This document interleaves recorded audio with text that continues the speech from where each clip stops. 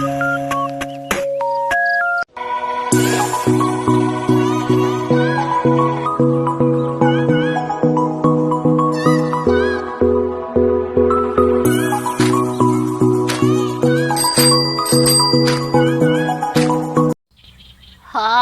everyone! Hi guys! Welcome to another fishing adventure kasama ang inyong kananay. Napakainit po, no? Grabe. Nagte 39 degree yung init natin.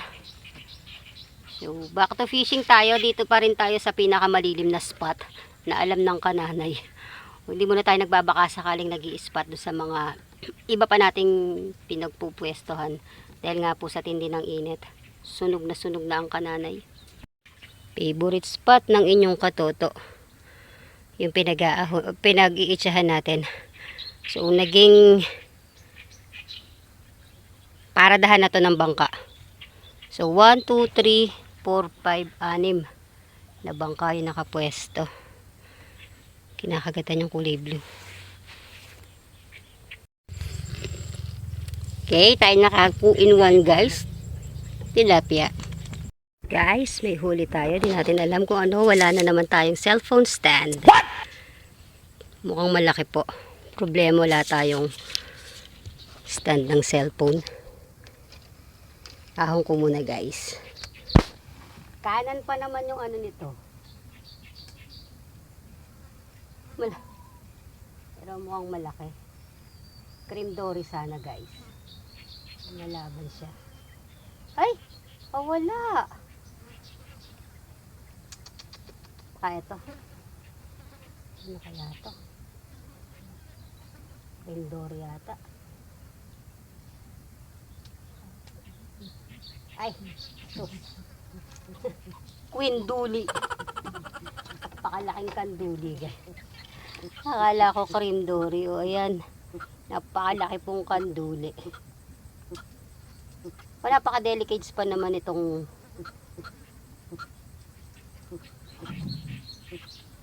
pakarami ng tinis. Wala ko pa naman bakbakan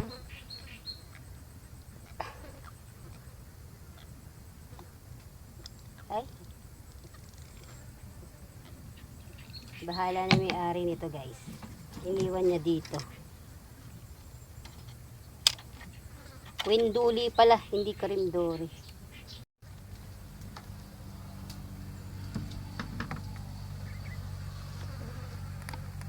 Kain ko, minasa, tsaka tewlots.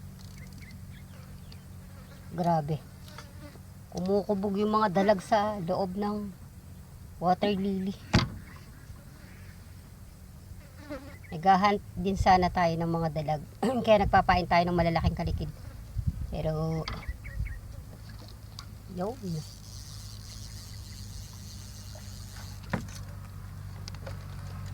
Common. Ito binibigay natin doon sa kapitbahay ko. Gusto niya po itong piniprito ng malutong. So para sa kanila to. May bumubula.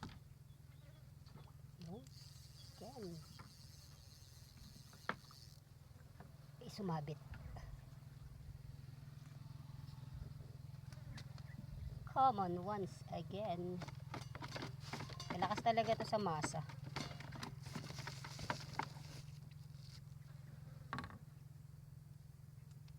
And doon sa hinahagisan ko ay may mga pagbubulang nagaganap. A few moments later. Ayaw mo pa ba yan?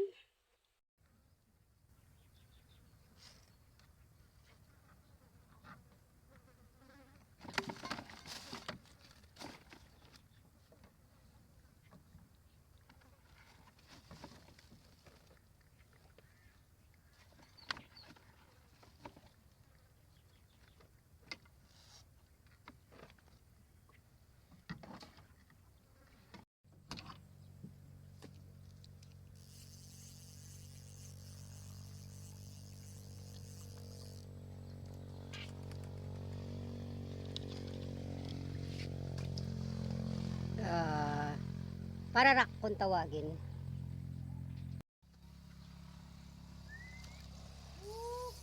Ay, itmol. Itmol. Tilapia.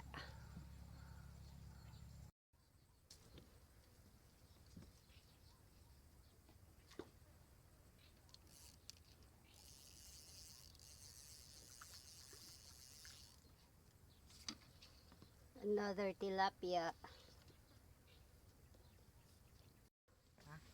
Ganda yung kagat nitong pula ko.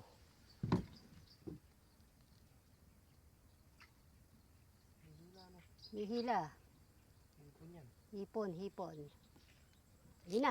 Aro! Umano na yung makina ko, oh. Umingit na. Narinig mo? Hindi nadali. Akala ko nga eh. Umingit na yung ano ko eh, makina ko. Sayang. Ang ganda ng kagat nun.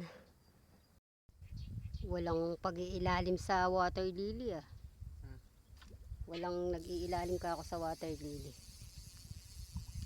Palabas lahat eh. Yun. Guys. Uli. Yun. Favorite ng aking dad, guys. Para rock. Wow! Kanduli once again, guys. Ice cream. Ew, finally. Kahuli. Yeah, Yun, laki. laki. Lalo pag nilalapit sa camera, laki. Finally. Ay. Maliit na roho na sino. Napalanta ako. Uy. Pero yun yung may-ari ng bangka. Oo. Oo. Yan yung papata. Okay, let's pack it up. Andyan yung may-ari ng bunker. Oh! Oh! May huli pala. Tilapia. Let's pack it up muna, guys. Andyan po yung may-ari ng bangka. Gagamitin muna yung bangka. Ayan guys, wala na yung ginagamit nating bangkang may katig. So unstable na tong ating bangka. Napupunta siya na to the left and to the right. Lamang nito, magpapakirap na ang kananays. Lumalayo, lumalapit. Lahat pa naman ang naiwang bangka walang katig.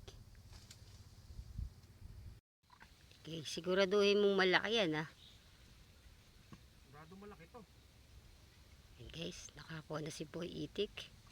Saan? Wow, oo nga oh. Uy, hito guys. Totoo nga yung chismis habang nagse-cellphone. Ayan oh. Kapagpakagat po siya ng malaking hito. Pa-show naman dyan guys. Pupersa yung rad mo. Pitpitin mo na yung ano, yung linya mo. Wow. Inihaw. Yan, dyan na lang pinabiyay sa may bangka guys, oh. Limitado yung pagkilos namin. Kasama natin si Emil number 2. Nag-fishing din. Ay, ano to? Native na hito. Yes. Makunat yan guys. Ayan guys, medyo pack up na rin ako dahil hilong-hilo na ako dito sa sinasakyan kong bangka. Iwanan na natin yung ating Boy Itik Emil na naka 1 point na by the way na hito. O may ulam na siya. May pang inihaw na siya mamaya. Tapos sabi ko maglaga siya ng sampala ko. The best hapunan na yan guys. Okay na din naman pala. May pang ulam na yung pagbibigyan natin. Okay, yung huli po natin na yan ay for donation. Yung iuwi kong isda dadaanan natin doon sa isa kong kaibigan.